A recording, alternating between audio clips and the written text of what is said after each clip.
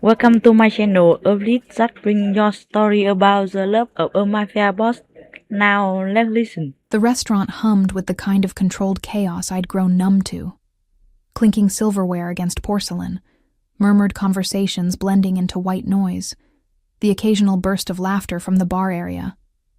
I sat rigid in the burgundy leather booth, my fingers tracing the condensation on my water glass, watching the droplets race downward like tears I refused to shed.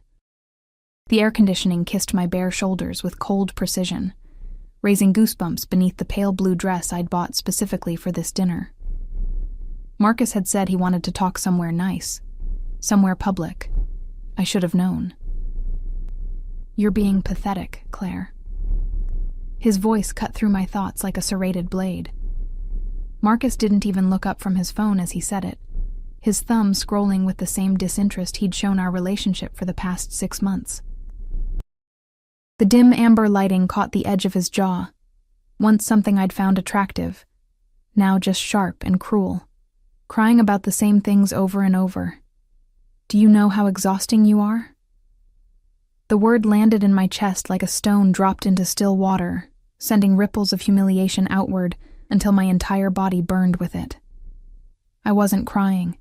I hadn't said anything yet. I'd simply asked if we could talk about the wedding, the one scheduled for 3 months from now, the one whose deposits I'd paid with money I'd saved from double shifts at the hospital. I just thought. My voice came out smaller than I intended, barely audible above the ambient restaurant noise. I hated how weak I sounded, how the words caught in my throat like fishhooks. "That's your problem." Marcus finally looked up, his blue eyes cold and assessing. "You think too much. You feel too much. Nobody wants a fiancé who's constantly needy and emotional. Grow up." The elderly couple at the table beside us glanced over, the woman's expression softening with something like pity before she looked away. That somehow made it worse, the witness to my smallness, my insignificance. I wanted to disappear into the leather booth, to melt into the polished wood floor that reflected the chandelier's fractured light.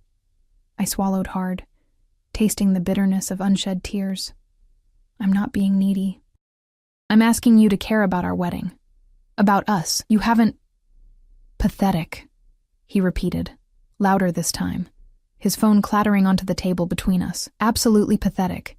This is exactly why The air shifted. I felt it before I understood it.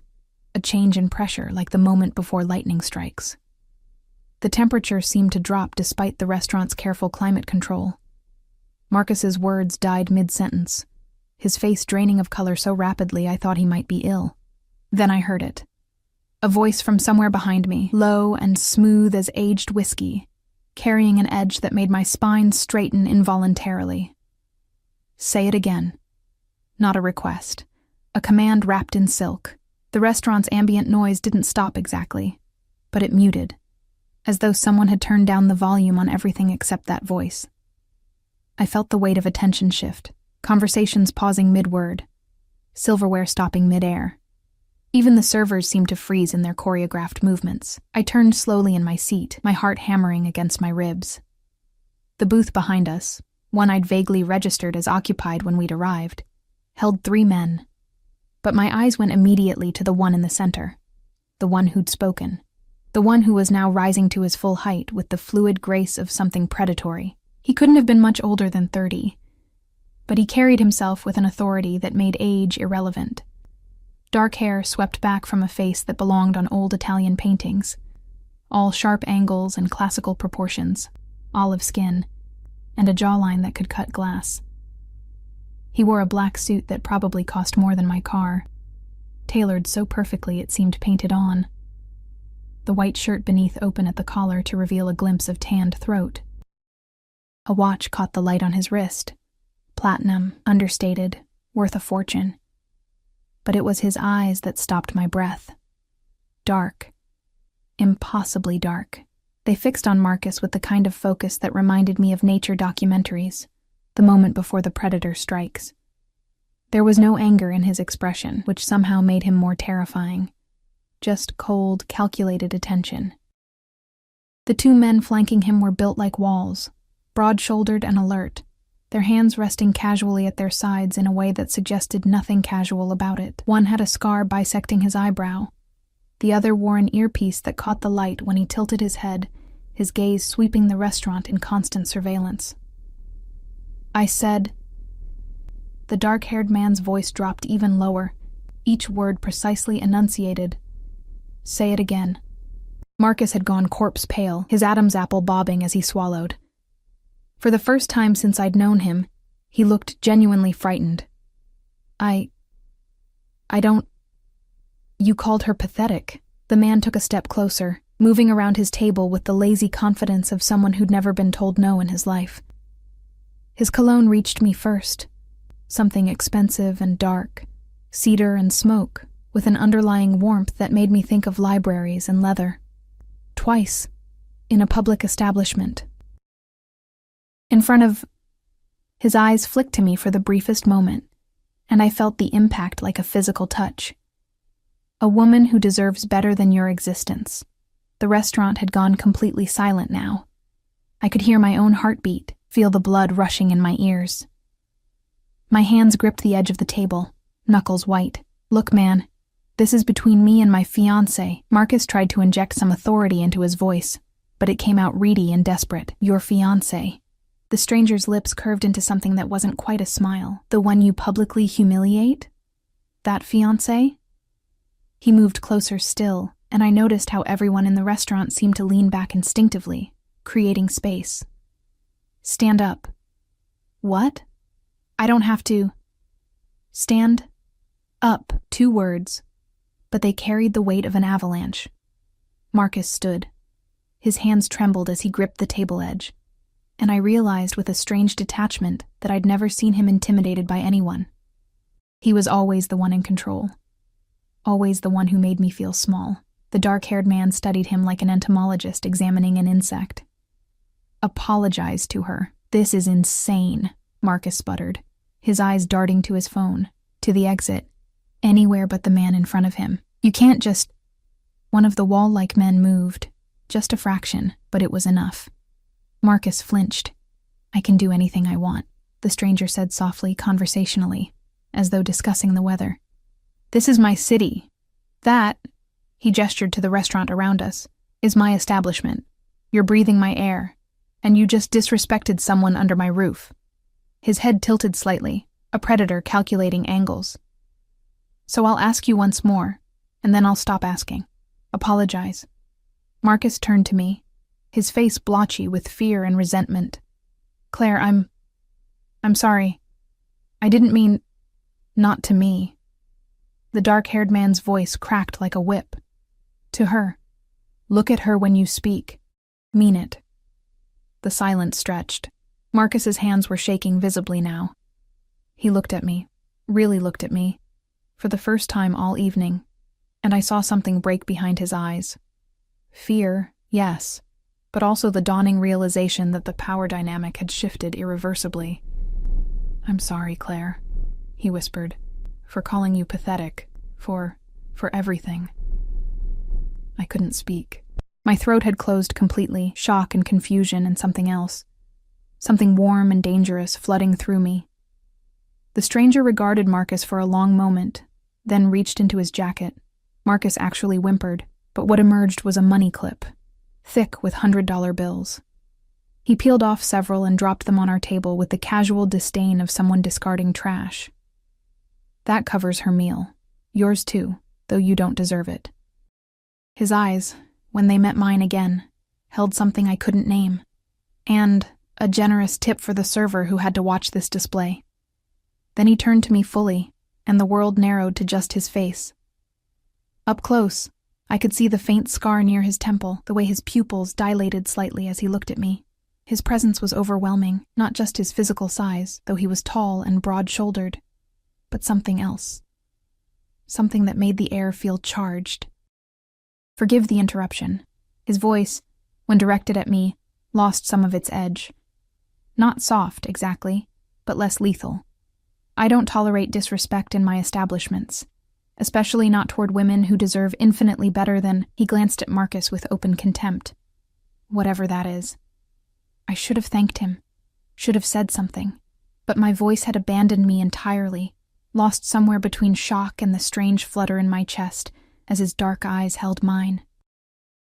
He reached into his jacket again, Marcus flinched again, and produced a card. Heavy stock, matte black with raised silver lettering. He placed it on the table in front of me, his fingers brushing the wood close enough to mine that I felt the heat of his skin. "If he bothers you again," he said quietly, for my ears only, "call that number. Someone will handle it." Then he straightened, buttoned his jacket with one hand, and looked at Marcus one final time. "Leave. Don't come back to any establishment in this city that I own, and if I hear you've spoken to her like that again—" He didn't finish the sentence. He didn't need to. Marcus grabbed his phone with shaking hands and practically ran for the exit, bumping into a server on his way out, not looking back. The dark-haired man returned to his booth, his two companions following like shadows. The one with the scar murmured something I couldn't hear.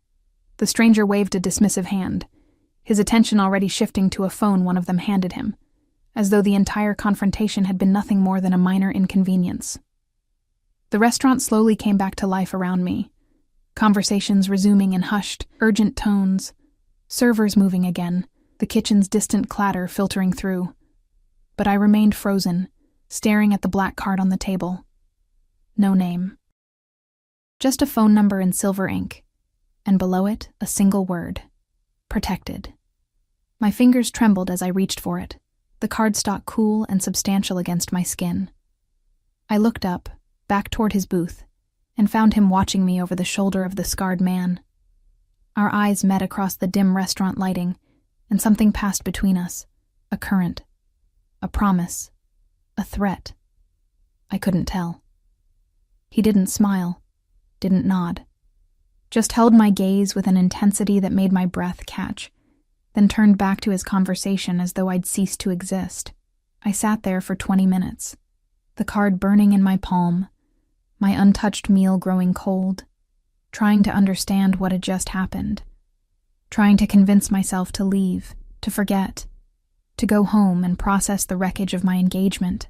But I couldn't stop my eyes from drifting back to his table, couldn't stop wondering who he was, what he was, why he'd intervened. Couldn't stop remembering the way he'd looked at Marcus, like something to be erased, and the way he'd looked at me, like something to be protected, like something he'd already decided to keep. I didn't go home that night. Instead, I found myself walking the rain-slick streets of downtown, my heels clicking against wet pavement, the black card heavy in my clutch like a secret I wasn't ready to acknowledge. The city looked different somehow, sharper, more alive. Neon signs reflected in puddles, turning the ground into fractured mirrors of pink and blue and gold. The late autumn air bit through my thin dress, but I welcomed the cold. It kept me present, kept me from floating away on the surreal tide of what had just happened. Marcus had texted 14 times. I'd watched the notifications light up my phone screen without reading them. Each buzz another reminder of how thoroughly the evening had derailed from what I'd expected. He'd probably wanted to break up with me tonight. That's what the somewhere nice, somewhere public had meant. A clean ending in a controlled environment where I couldn't make a scene. Except someone else had made the scene for me. I stopped at the corner of 5th and Madison, staring up at the building that housed the restaurant. Only now, looking at it from the outside, did I notice the details I'd missed on the way in. The discreet security cameras. The valet parking that required more than just money. The way the doorman stood with military precision. The brass plaque beside the entrance read "Sovereign" in elegant script. Nothing else. No explanation, no welcome message. His establishment, he'd said. This is my city. A black SUV with tinted windows pulled up to the curb, and my heart stuttered before logic reasserted itself. Just another wealthy patron leaving dinner. The city was full of them. It didn't mean... But my hands were shaking as I turned away, heading toward the subway station 3 blocks down. My practical nurse's brain tried to catalog what I knew. Dangerous man. Obvious power. Probably criminal connections. The way his security moved. The casual violence implicit in every word. These weren't the markers of a legitimate businessman. I should throw the card away, block Marcus's number, go home to my shoebox apartment, call in sick tomorrow, and spend the day eating ice cream while watching terrible reality TV like a normal person processing a breakup. I should. The card burned against my palm through the leather of my clutch. 3 days passed before I touched it again. 3 days of Marcus's increasingly desperate messages turning angry, then pleading, then silent. 3 days of my co-workers at St. Mary's asking if I was okay, if the wedding plans were stressing me out, their voices pitched with that particular kindness that made me want to scream. 3 days of double shifts, because going home meant thinking, and thinking meant remembering dark eyes and a voice that had made grown men flinch. It was the flowers that broke me. I came home on Thursday evening to find my apartment building's entrance blocked by the largest bouquet I'd ever seen. Blood-red roses, easily 4 dozen, arranged with white calla lilies in a crystal vase that probably cost more than my monthly rent. My landlord, Mrs. Chen, was hovering nearby with the kind of predatory curiosity that came from 40 years of managing the building. "Came this morning," she said, her Cantonese accent thick with excitement. "Delivery man said it was urgent, very fancy. From your Marcus? We're not." I couldn't finish the sentence, couldn't explain what Marcus and I were now. Instead, I searched the arrangement for a card, my stomach twisting. The envelope was black, heavy stock, expensive. My hands shook as I opened it. "You haven't called. I trust you're well." The roses seemed appropriate, thorns included. D. No explanation, no phone number, though he clearly had mine. Just a single initial in handwriting that looked like it had been formed with a fountain pen, each letter precise and deliberate. D. I stood there in the dingy hallway with its flickering fluorescent lights and peeling linoleum, holding a card from a man who'd terrified my ex-fiancé into a public apology, and felt something dangerous unfurl in my chest.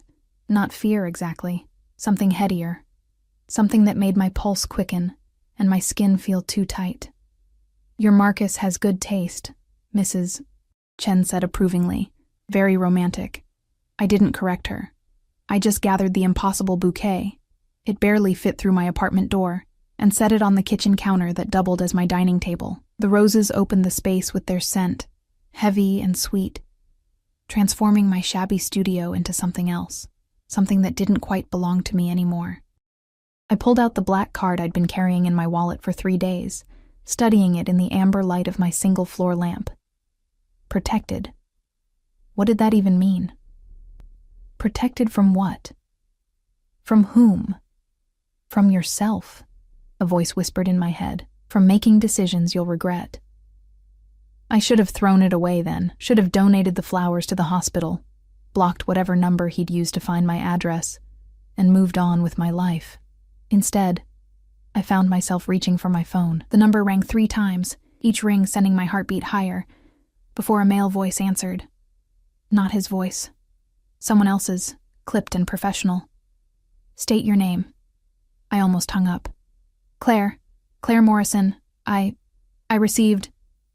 "One moment, Miss Morrison." The line clicked. Classical music filled the silence, something baroque and precise. I paced my tiny apartment, stepping around the roses, my reflection catching in the darkened window. I looked small, uncertain. My hair falling out of its clip, my scrubs rumpled from a 12-hour shift. Dark circles under my eyes. What was I doing? What did I think would happen? The music cut off. Claire.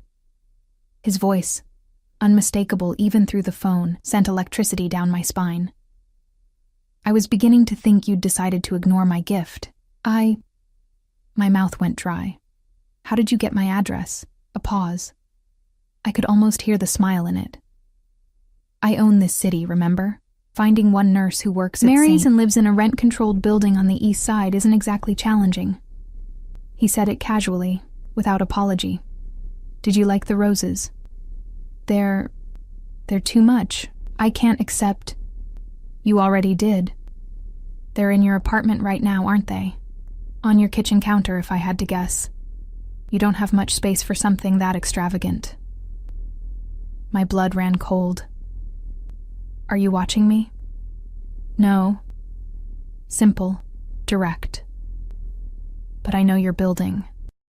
Studio apartment, 4th floor, faces the street. Rent is $800 a month, which is criminal for the neighborhood, but you stay because Mrs. Chen doesn't ask too many questions, and the hospital is walking distance. Am I close? I sank onto my second-hand couch, my legs suddenly unreliable. Who are you? Dangerous question. His voice dropped lower, intimate despite the digital distance. Are you sure you want the answer? You sent me flowers. You have my phone number, my address. I stopped, remembering the way Marcus had looked at him. The fear, the immediate capitulation. You scared Marcus badly enough that he's been radio silent for 2 days. I think I deserve to know who I'm talking to. Silence stretched between us, filled only by the faint sound of his breathing. Then, Dante Caruso. Though I suspect you've already Googled the name, I hadn't. But the way he said it, with that particular weight, told me I should have. Should I know you? A low laugh, dark and rich. Probably not. You work too many hours to pay attention to the news. You're too busy saving lives to notice whose names show up in the business section. A pause. Or the crime section. My heart hammered. You're careful. The word was soft but absolute. Don't say anything you can't take back, Claire. Some knowledge is dangerous. I should have hung up. Should have blocked the number, called the police, done anything except what I did next.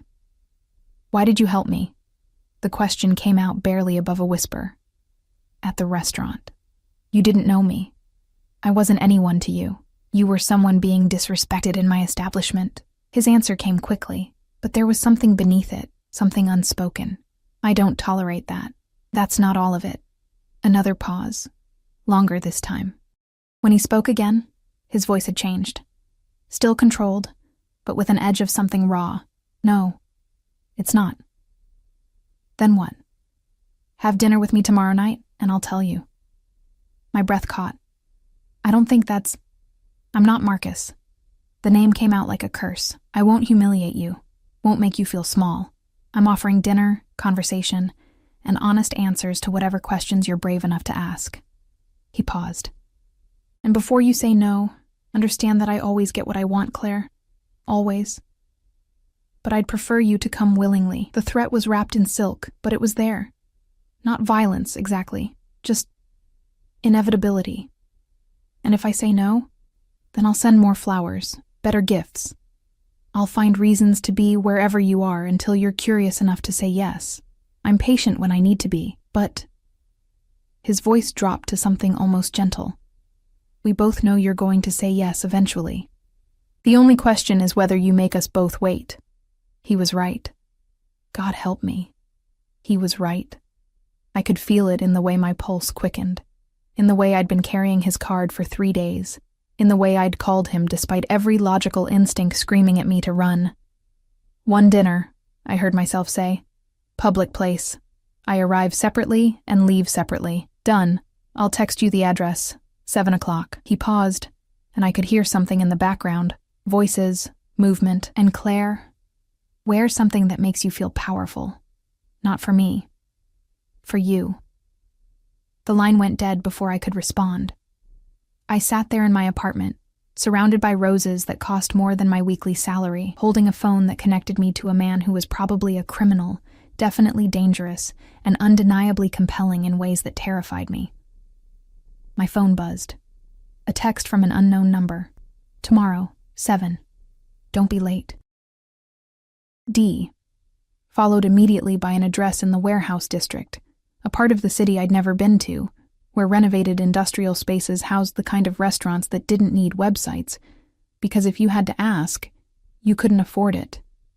I should have ignored it, should have blocked the number and pretended this whole thing had never happened.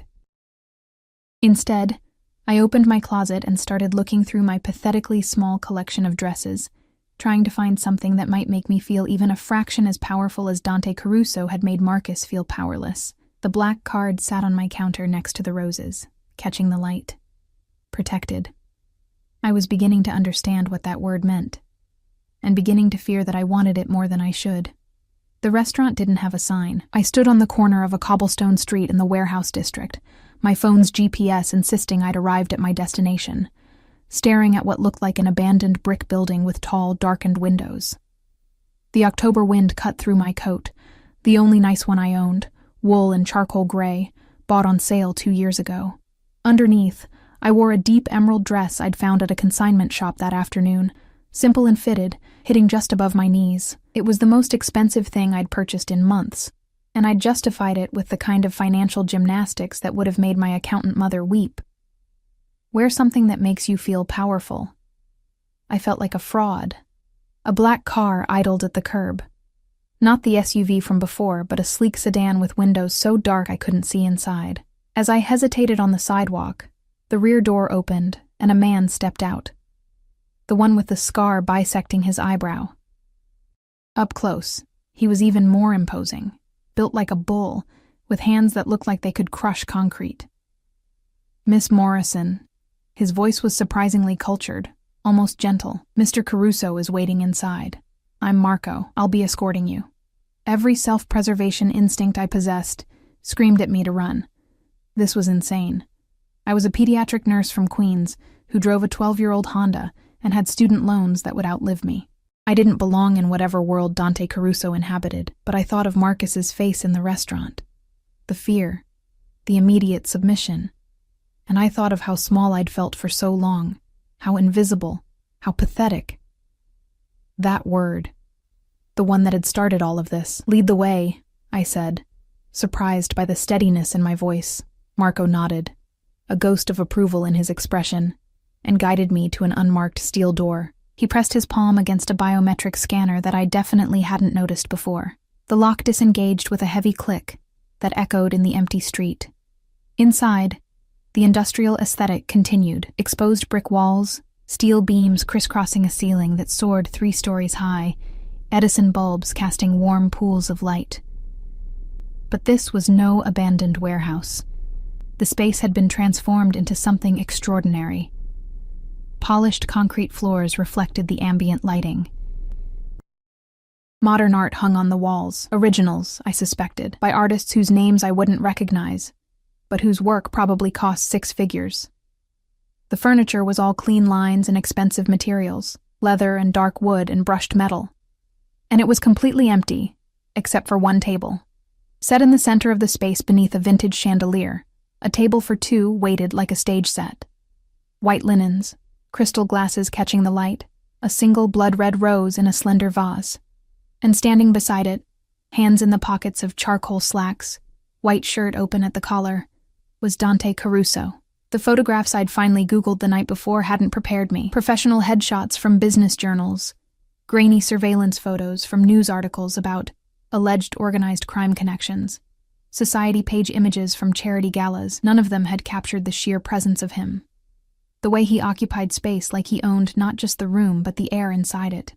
His eyes found mine across the distance, and I felt that same electric current from the restaurant, stronger now without the buffer of other people.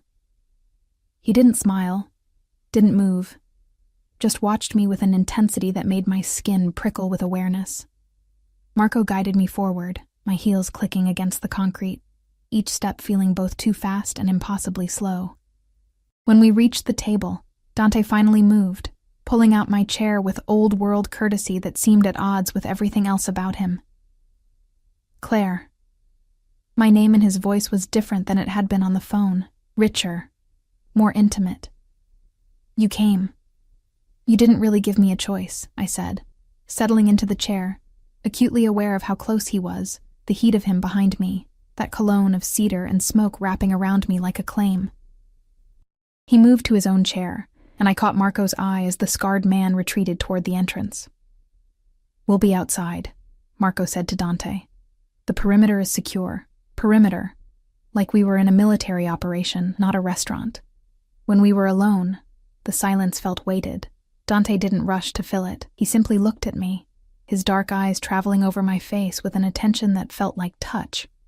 I forced myself to meet his gaze, to not look away, even though everything in me wanted to. "You're afraid," he said finally.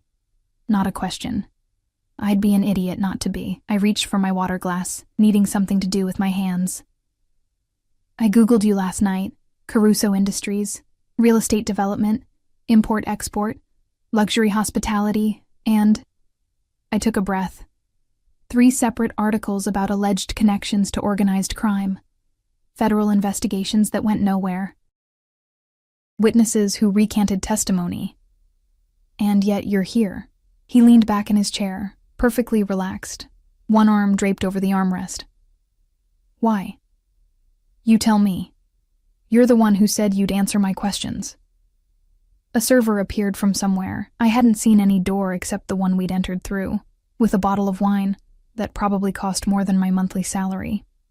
Dante nodded, and the young man poured with the practiced efficiency of someone who knew better than to make small talk. Then he vanished as silently as he'd arrived. I intervened at sovereign, Dante said, his fingers tracing the stem of his wine glass. Because I don't tolerate disrespect in my establishments. That's true. But it's not complete. Then complete it. His lips curved slightly, not quite a smile. You remind me of someone, the way you sat there, taking his cruelty without fighting back, making yourself smaller to accommodate his ego. The way you looked. He paused, something flickering behind his eyes, like you'd forgotten you deserved better. Who? The question came out sharper than I intended. Who do I remind you of? My mother. He said it simply, without dramatics, but I heard the weight beneath it. She spent 20 years married to my father, a man who built an empire on the backs of people he controlled through fear. She never fought back, never left. Just made herself smaller and smaller until there was almost nothing left of who she'd been. I set down my wine glass, untouched. What happened to her? Cancer. 5 years ago. His expression didn't change, but his fingers tightened almost imperceptibly on his glass. By the time she died, I think she was grateful. It was the only escape he'd allow her. The confession hung between us, raw and unexpected. I didn't know what to say, how to respond to this glimpse of something vulnerable in a man who seemed carved from marble. I'm sorry, I managed finally. Don't be. It taught me something valuable. He leaned forward, his attention sharpening, that there are 2 types of people in this world, Claire. Those who take power, and those who have it taken from them. My mother was the second. I swore I'd never be, and everyone else? We're just... What? Collateral damage in your quest for power? No. The word was immediate, almost fierce. You're the reason for it. People like you. Good people who work themselves to exhaustion, who give everything and get nothing back, who let men like Marcus make them feel worthless. He stood abruptly, moving around the table with that predatory grace I remembered. You spend your days saving children's lives at a hospital that underpays and overworks you. You live in an apartment that should be condemned. You were engaged to a man who treated you like an inconvenience, and you never once thought you deserved more. He stopped beside my chair, close enough that I had to tilt my head back to maintain eye contact. This close, I could see the faint stubble along his jaw, the way his pulse beat in his throat, the small scar near his temple that I'd noticed before. How do you know all that? My voice came out breathier than I intended. I make it my business to know everything about what's mine. I'm not yours. Not yet. He reached out slowly, giving me time to pull away, and tucked a strand of hair behind my ear. His fingers brushed my cheek, and I felt the touch everywhere. But you will be. Because I see you, Claire. All of you. The strength you don't recognize. The fire you've buried under years of making yourself acceptable to people who don't deserve you. And I want it. I should have stood up. Should have left. But his hand lingered near my face, his thumb tracing my jawline with a gentleness that contradicted everything I knew about him. This is crazy, I whispered. You're dangerous. A criminal. Someone your logical mind knows you should run from. His eyes held mine, impossibly dark. Say it. I won't be offended by honesty. All of that. And you're looking at me like... I couldn't finish. Couldn't name the way his gaze felt like ownership. Like hunger. Like something that would consume me if I let it. Like you're already mine, he finished softly. Because you are. You just don't know it yet. His phone buzzed. He ignored it. It buzzed again, insistent, and something shifted in his expression. irritation flickering across his features like lightning. He straightened, pulling his phone from his pocket, glancing at the screen. Whatever he saw made his jaw tighten. "Marco," he said, not loudly, but somehow the word carried. The scarred man appeared instantly from wherever he'd been stationed. "We have a problem?" "Rossi's crew. 3 blocks out, heading this direction. 6 cars." Marco's voice was utterly calm, but his hand moved to his jacket. "Could be coincidence." "It's not." Dante's entire demeanor had changed, the cultured veneer falling away to reveal something colder underneath. He looked at me, and for the first time, I saw a genuine conflict in his expression. "I need to handle this. Marco will take you home." "Wait, what's—" "Not now, Claire." He was already moving, buttoning his jacket, his phone to his ear, speaking rapid Italian that I couldn't follow. Then he stopped, turned back, and crossed the distance between us in 3 long strides. He cupped my face in both hands, tilted my head up, and kissed me. It wasn't gentle. It was claiming, possessive, a brand more than a kiss. His lips moved against mine with absolute certainty, and I felt my body respond before my mind could catch up, my hands fisting in his shirt, pulling him closer even as some distant part of me screamed that this was insane. He pulled back just enough to speak against my mouth. "You're under my protection now, officially. That means no one touches you, no one threatens you, no one even looks at you wrong. Understand?" I nodded, incapable of words. "Marco will explain the rules. Follow them." He pressed one more kiss to my forehead, surprisingly tender, then stepped back. "I'll call you tomorrow." Then he was gone, striding toward a door I hadn't noticed, 2 more men appearing from the shadows to flank him, and I was left standing there, lips burning, heart racing, trying to process what had just happened. Marco cleared his throat gently. "Miss Morrison, we need to leave. Now." "What's going on? Who's Rossi?" "Rival family, and they just declared war by coming to this neighborhood." He guided me toward the exit with a hand that was firm but not rough. "Mr. Caruso needs to handle it, and he can't do that if he's worried about your safety." We emerged into the night air, and I saw what I'd missed on the way in. The black SUVs positioned at both ends of the block, the men in dark suits standing at intervals, all of them alert and armed. This wasn't a restaurant. It was a fortress. Marco opened the car door. "There are rules now, Miss Morrison, for your protection. I'll explain them on the way to your apartment." I slid into the back seat, my mind reeling, my lips still tingling from Dante's kiss. Through the tinted windows, I watched the warehouse district slide past, saw the shadows moving in alleys, the cars that followed at a discreet distance. Protected. I finally understood what the word meant, and I was terrified by how much I wanted it. The rules, as Marco explained them during the 20-minute drive to my apartment, were non-negotiable. I was to vary my route to work, never leave the hospital alone after dark, check in via text twice daily, morning and evening, accept the security detail that would be discreetly following me. Don't go anywhere unfamiliar without notifying them first. And above all, if anyone approached me asking about Dante, about the Caruso family, about anything remotely connected to his world, I was to say nothing and call the number Marco programmed into my phone immediately. "This is insane," I'd said, watching the city lights blur past the window. "I'm a nurse. I don't need armed guards." Marco's expression had been gentle but immovable. "You're under Mr. Caruso's protection now. That makes you a target. Rossi would love nothing more than to hurt something Dante values." Something Dante values. The words had sent a chill through me that had nothing to do with the October cold. Now, 3 days later, I was beginning to understand what Marco had meant. The first indication came Sunday morning when I left for my shift at St. Mary's. A black sedan was parked across from my building, windows tinted, completely unremarkable except that it had been there when I'd gone to bed and was still there when I woke. As I walked toward the subway, it pulled smoothly into traffic, maintaining a distance of exactly 1 block, my shadow. I should have been frightened, should have felt violated, stalked. Instead, I felt something I hadn't experienced in years. Safe. Like nothing could touch me as long as that car was there, as long as Dante's invisible net surrounded me. The second indication came at work. I was checking vitals on a 4-year-old with pneumonia, making silly faces to distract her from the blood pressure cuff, when my charge nurse, Patricia, appeared in the doorway with an expression I couldn't read. "Claire, there's someone here to see you.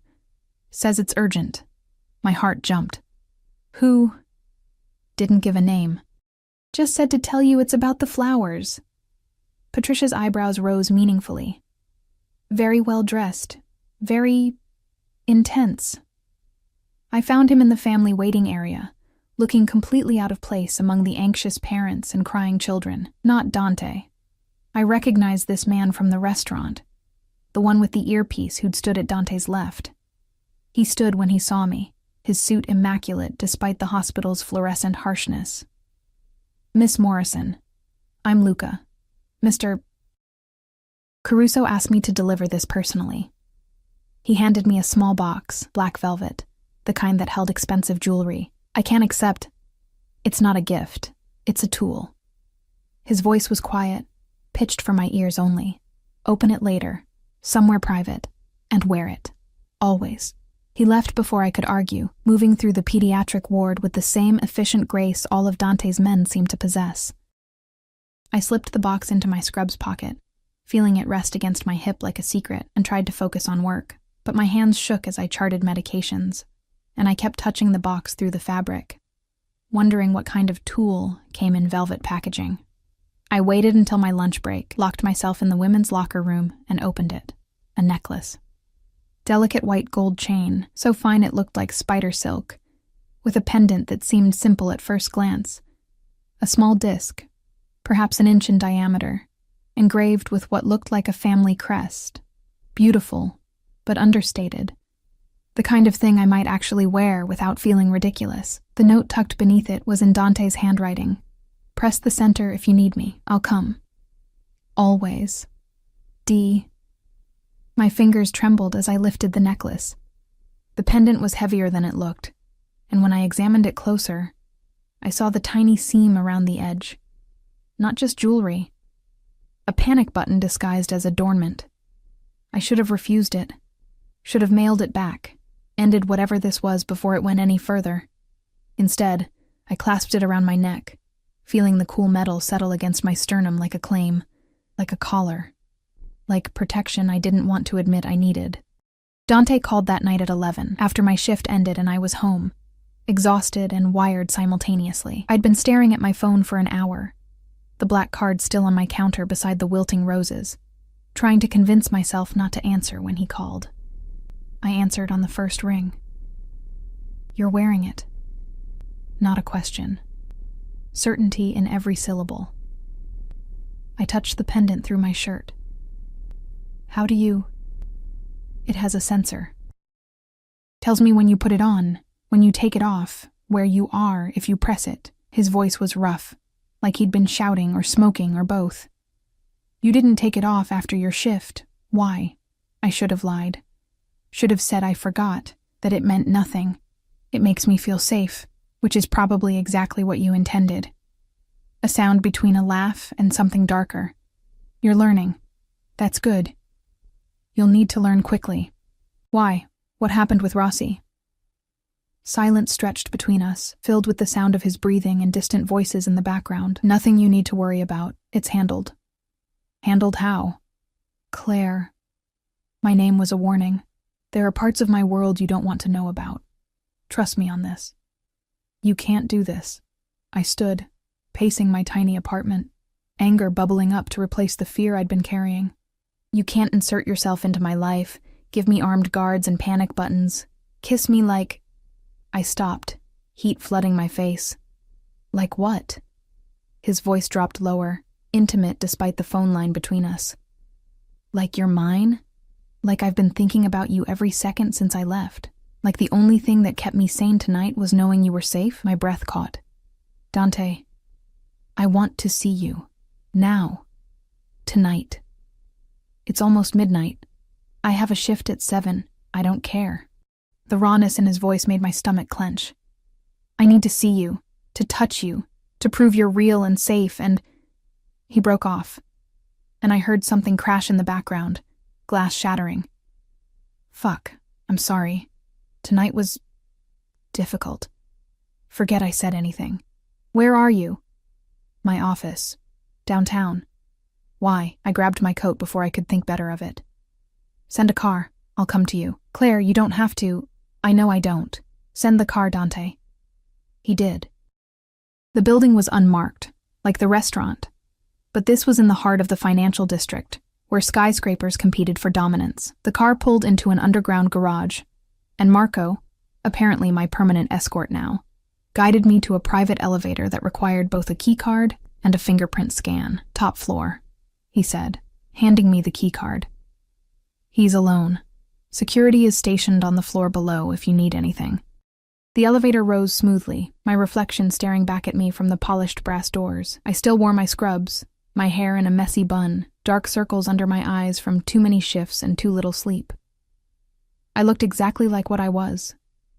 A woman who had no business being in this elevator, going to see a man who was probably a criminal because he'd said he needed her. The doors opened directly into a penthouse office that took my breath away. Floor-to-ceiling windows overlooked the city, making it look like a field of stars laid out below. The decor was all dark wood and leather, expensive art, shelves lined with books in what looked like Italian and Latin. A bar in the corner held bottles that probably cost more than my car. And standing by the windows, silhouetted against the city lights, was Dante. He'd shed his jacket. His white shirt was unbuttoned, sleeves rolled to his elbows, revealing forearms corded with muscle. His hair was disheveled like he'd been running his hands through it. When he turned, I saw the cut on his cheekbone, the beginnings of a bruise along his jaw. Christ, you actually came. He crossed the space between us in long strides, his hands framing my face, tilting it up to search my features. You shouldn't have. I shouldn't have asked. I reached up, touching the cut on his face gently. What happened? Rossi's son didn't appreciate the message I sent his father. His eyes closed briefly at my touch. He's young, stupid. Thought bringing a knife to the meeting would make him look strong. My fingers trembled against his skin. Did you kill him? No. But he'll remember not to disrespect me again.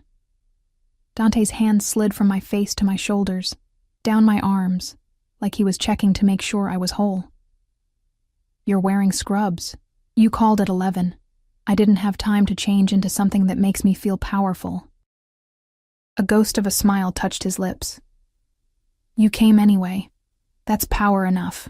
He pulled me closer, until I could feel the heat radiating from him, smell the copper tang of blood mixed with his cologne. Do you know what you're doing to me, Claire? What it means that you're here. Probably the same thing you're doing to me.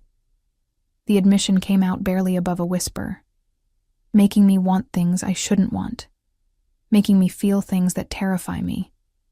Good. His forehead rested against mine, his breathing unsteady. Be terrified. This thing between us. It's not safe. It's not healthy.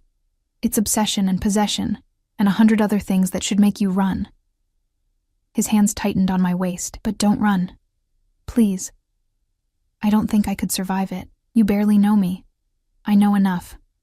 He pulled back just enough to meet my eyes. I know you take double shifts to avoid going home to an empty apartment. I know you put everyone else first until there's nothing left for yourself. I know you were going to marry a man who made you feel worthless because some part of you believed you didn't deserve better. And I know... His thumb traced my lower lip, and I felt the touch everywhere, that when I kissed you, you kissed me back like you were drowning and I was air. He was right. God help me. He was right about all of it. This is crazy, I said, even as my hands fisted in his shirt, even as I pulled him closer, completely. He smiled then, a real smile that transformed his face from dangerous to devastating. But you're here anyway. I'm here anyway, I echoed. He kissed me then, slower than the first time, but no less consuming. His hands mapped my body through the thin scrubs, learning the curve of my waist, the hollow of my spine, the rapid beat of my pulse at my throat. I lost myself in it, in him, in the impossible reality of being wanted this intensely by someone this powerful. When he finally pulled back, We were both breathing hard. He rested his forehead against mine, his hands still holding me like I might disappear. "Stay," he said quietly. "Tonight. Just stay with me. Nothing has to happen. I just need you here." It was the vulnerability in his voice that decided it. This man who commanded fear from grown men, who controlled an empire, who could make people disappear with a phone call. He was asking, not demanding. Needing, not taking. "Okay," I whispered. "I'll stay." The relief that flooded his expression was almost painful to witness. He led me through a door I hadn't noticed, into a bedroom that was somehow both opulent and Spartan. A massive bed dominated the space, but the rest was minimal. Dark furniture, blackout curtains, nothing personal except a single photograph on the nightstand of a dark-haired woman who had to be his mother. He gave me one of his shirts to sleep in, disappeared into the bathroom to clean the cut on his face. And when he emerged, I was sitting on the edge of his bed in borrowed clothes, my pendant still around my neck, wondering what I'd just agreed to. Dante crossed the room, kissed my forehead with surprising tenderness, and pulled back the covers. "Sleep, Claire. You're safe here. I promise." I slid under the sheets, and he joined me, but stayed on his side, leaving space between us. The gesture was so at odds with everything else about him that it made my throat tight. "Dante?" I said into the darkness. Why me? Really, there are probably hundreds of women who'd be easier, who fit your world better." He was quiet for so long I thought he wouldn't answer. Then his hand found mine in the darkness, fingers interlacing. "Because you're good," he said finally. "Genuinely good, in a way I've never been and never will be. And when I look at you, I don't see someone who fits my world. I see the only thing in this world worth protecting." His grip tightened. "So yes, it's obsession. It's possession. It's probably a dozen kinds of unhealthy. But it's also the closest thing to salvation I've ever known." I turned toward him in the darkness, found his face inches from mine, his eyes catching the faint light from the city beyond the windows. "I don't need saving," I said. "I know." He smiled, small and sad. "But maybe I do." I closed the distance between us, kissing him with all the certainty I didn't feel, all the terror and desire and impossible hope that maybe, somehow, this could be something other than disaster. When we finally fell asleep, his arms were wrapped around me like I was the only thing keeping him tethered to earth.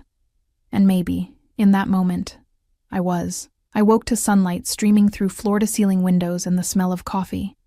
For a disoriented moment, I didn't remember where I was. Then it all came rushing back. Dante's call, the midnight drive, his bruised face and desperate hands, the way he'd held me like I was something precious. I sat up, finding myself alone in his massive bed, still wearing his shirt that smelled like cedar and smoke. My phone showed 6 missed calls from the hospital and 15 texts. Panic jolted through me until I saw the time. 5:47 a.m. My shift didn't start until 7. I hadn't overslept. "You're awake." Dante stood in the doorway, holding 2 coffee cups, looking nothing like the raw, vulnerable man from last night. He'd showered, shaved, wore a fresh suit, charcoal gray, perfectly tailored. The cut on his cheekbone was barely visible. Only the faint bruise on his jaw remained as evidence of whatever violence had occurred. "I was about to wake you. Marco's downstairs with the car. He'll take you home to change and get you to St. Mary's on time." The efficiency of it stung somehow. Like last night had been a moment of weakness, he was already compartmentalizing, filing away, moving past. He must have seen something in my expression, because he crossed the room, setting the coffee on the nightstand and sitting on the edge of the bed. "I'm not trying to rush you out, but you have responsibilities, and I won't be the reason you're late or lose your job." His fingers brushed my cheek, gentle despite the calluses I could feel on his palm. "Though I'd prefer to keep you here, locked away where nothing can touch you." That sounds like a prison. A gilded cage is still a cage. He smiled, but there was no humor in it. "I'm aware of the irony. My mother lived in one for 20 years. I swore I'd never do that to someone I—" He stopped, the word hanging unspoken between us. "Someone I care about." I caught his hand before he could pull away. "What happens now? Between us?" That depends. His dark eyes searched mine, on whether you can accept what I am. Not who I pretend to be in boardrooms and charity galas, but what I actually am, a criminal. I said it plainly, without judgment. Among other things. He didn't flinch from the word. I've killed men, Claire. Not recently, not often. But I have. I've ordered worse done to people who betrayed me. I control territory through fear and violence and money. The legitimate businesses are real, but they're built on a foundation of things that would put me away for life if anyone could prove them. His hand tightened on mine. I'm telling you this because you deserve honesty. Because if you stay, if you choose this, you need to know exactly who you're choosing. My nursing training kicked in, the part that assessed, that looked for signs of danger, that made calculated decisions about risk and reward. Every rational cell in my body screamed that I should leave, should walk away from this beautiful, damaged, dangerous man and return to my safe, small life. But I thought about Marcus, about years of making myself smaller, about being called pathetic and believing it. I thought about how Dante looked at me, not with the casual dismissal of someone who found me convenient, but with an intensity that suggested I mattered, that I was worth protecting, worth obsessing over, worth anything. I should be terrified, I said quietly. You should be. I should leave and never look back, probably. His thumb traced circles on my palm. But you won't. How do you know? Because you're still holding my hand. Because you slept in my bed and didn't run when you had the chance. Because... He leaned closer, his breath warm against my lips. You feel it too. This thing between us. This inevitability. He was right. I did feel it. Had felt it from the moment he'd turned in that restaurant booth, from the first time those dark eyes had fixed on me with absolute focus. I have conditions, I heard myself say. Something flickered in his expression. Surprise. Maybe respect. Name them. I keep my job, my apartment, my life. I won't be locked away like your mother was. Agreed. With security adjustments for your safety. You don't make decisions about my life without consulting me first. Within reason. If there's immediate danger, I act first and explain later. I nodded. That was fair. And you're honest with me. Always. I don't need to know every detail of your business, but I won't be lied to. Done. He pulled me closer, until I was sitting in his lap, his arms wrapped around me. Anything else? Yes. I met his eyes, needing him to understand this. I'm not your possession. I'm not something you own. If I stay, it's because I choose to. Every day. And the day I choose to leave, I'll let you go. The words seemed to cost him something. I won't like it. I'll probably try to change your mind. But I won't cage you. You have my word. It should have been comforting. Instead, I saw the truth beneath it. He didn't think I'd ever want to leave. And the terrifying part was, looking into his eyes, feeling the solid warmth of him around me. I wasn't sure he was wrong. Okay, I whispered. Then I'm choosing this. Choosing you. For now. The kiss he gave me was different from the others, softer, deeper, like a promise being sealed. When he pulled back, his eyes were impossibly dark. You should know, he said quietly, that I'm not good at sharing or at being casual. If you're mine, Claire, you're mine completely. That means I'll know where you are, who you're with, what you're doing. It means I'll eliminate any threat to you without hesitation. It means... Possession, I finished. Obsession. You already warned me. And you're staying anyway. I'm staying anyway. I touched the pendant at my throat. At least until you give me a reason not to. The next 3 weeks passed in a blur of doubled realities. By day, I was still Claire Morrison, pediatric nurse, living in a rent-controlled apartment, taking the subway to work. But now I had shadows, discreet but present. The black sedan that followed me everywhere. The security detail that Marco coordinated with military precision. My coworkers noticed but didn't ask, probably assuming I had a wealthy boyfriend who was overprotective. They weren't entirely wrong.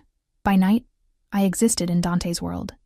Dinners at restaurants that didn't have signs, driven in cars that cost more than I'd make in 5 years, surrounded by men who carried guns, and showed me the kind of deference usually reserved for royalty. Dante introduced me to his inner circle, Luca with his quiet competence, Marco with his unexpected gentleness, others whose names I learned and whose loyalty to Dante was absolute. I met his world, but I kept mine separate. He never pushed to meet my friends, never suggested I quit my job, never tried to change who I was. Instead, he adapted, learning my schedule, arranging dates around my shifts, sending food to the hospital when he knew I'd worked through lunch. The possessiveness was there, always there, simmering beneath the surface, the way his jaw tightened when male doctors spoke to me, the time a patient's father had touched my arm in thanks, and I'd seen Dante's expression go cold before he controlled it. The rules that expanded gradually: text when you arrive somewhere, text when you leave, call if plans change, never go anywhere alone after dark. But it never felt suffocating, maybe because he balanced it with freedom in other ways. My apartment remained mine, my bank account remained mine, my choices remained mine. He offered, never demanded. Suggested, never ordered. Until Marcus came back. It happened on a Wednesday evening. I was leaving St. Mary's after a long shift, exhausted and thinking about the dinner Dante had planned, when I saw the familiar figure leaning against the wall near the employee entrance. He looked terrible. Thinner than I remembered, dark circles under his eyes, his clothes rumpled. When he saw me, he straightened, and something in his expression made me stop. "Claire, please, I just need 5 minutes." I should have walked past him, should have texted Marco, pressed the pendant, done any of the things Dante's security had trained me for. Instead, I found myself asking, "What do you want, Marcus?" To apologize. Really apologize. Not the scared bullshit from the restaurant. He ran a hand through his hair, looking genuinely miserable. "I was awful to you. For months. Years, maybe. You deserved so much better, and I'm sorry. The apology I'd wanted for so long. It should have meant something. Should have brought closure or satisfaction or something. Instead, I felt nothing. Just a distant pity for this man who'd once made me feel small." "Okay," I said simply. "Apology accepted. Goodbye, Marcus." "Wait." He stepped closer, and I saw Marco's sedan pull around the corner, approaching fast. "I know you're with him now. Caruso. Everyone knows. It's all over the society pages, the business news. Claire Morrison, the nurse who caught the most dangerous man in the city." His voice turned bitter. "But you need to know what you're getting into. He's not just some rich guy, Claire. He's—" "I know what he is." My voice was steady, certain. "Better than you ever knew what I was. He'll destroy you. Use you up and throw you away. Men like that don't—" "Gentlemen." Marco appeared at my elbow, his presence immediately changing the dynamic. 2 other security personnel flanked him, their attention fixed on Marcus with predatory focus. "Miss Morrison's ride is here. I suggest you move along." Marcus paled, stepping back. "This isn't over, Claire. When he's done with you, he won't be." The certainty in my voice surprised even me. "Because I won't let him. Now leave, Marcus, before you say something that makes this worse for yourself." Marco guided me to the car, and I didn't look back. Didn't need to. That chapter of my life was closed, buried, done. My phone rang before we'd gone 2 blocks. Dante's name lit the screen. Marco told me. His voice was tight with controlled fury. "Are you hurt? Did he touch you?" "I'm fine. He just wanted to apologize." "Apologize?" The word came out flat, dangerous.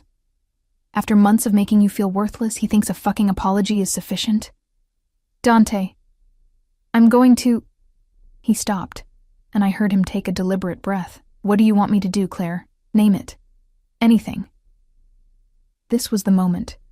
The test of everything we'd built over the past 3 weeks. I could ask him to hurt Marcus, to punish him, to make him disappear, and he would. Without hesitation, because that's what he was, what he'd always been honest about being. Or I could ask for something different. "I want you to let it go," I said quietly. "He's nothing to me now. Less than nothing. Making him suffer won't change the past, and it won't change how I feel about you." Silence. Then, So quietly I almost missed it. How do you feel about me? The car pulled up to my apartment building. I saw the lights on in my window, Dante waiting for me because he had a key now, because we'd reached that stage without really discussing it, because this had become as much my relationship as his. Come upstairs, I said, and I'll tell you. He was standing by my window when I entered, still in his work suit, the city lights painting shadows across his face. He turned when I closed the door, and the vulnerability in his expression stole my breath. I meant what I said that first night, he said before I could speak. About you being the closest thing to salvation I've ever known. These past 3 weeks, watching you navigate both worlds, seeing you refuse to change who you are despite the pressure, the way you still take extra shifts even though I could give you anything you want. He crossed to me, his hands framing my face with a gentleness that contradicted everything else about him. I love you, Claire. Obsessively, possessively, in ways that probably aren't healthy, but completely, utterly, without reservation. The words landed in my chest like stones dropped into still water, sending ripples through everything I thought I knew about myself, about what I wanted, about what I deserved. I love you too, I whispered, and felt the truth of it settle into my bones. Even though it's crazy, even though it terrifies me, even though every logical part of my brain says this is temporary insanity, it's not temporary. His forehead rested against mine, his breathing unsteady. I don't do temporary, Claire. When I commit to something, I commit completely. You need to understand that. This isn't a phase or a fascination. This is... He pulled back just enough to meet my eyes. This is everything. I know. And I did. Could see it in the way he looked at me, in the security detail that followed me everywhere, in the pendant I never took off, in 1,000 small adjustments he'd made to his dangerous life to accommodate my safer one. You're everything to me too, which is either the best decision I've ever made or the worst. Probably both. He smiled then, that rare, genuine smile that transformed his face. But you're choosing it anyway. I'm choosing it anyway, I echoed. He kissed me then, and it felt like falling and flying simultaneously, terrifying and exhilarating and inevitable. When he pulled back, his eyes were impossibly dark, filled with promises I knew he'd keep.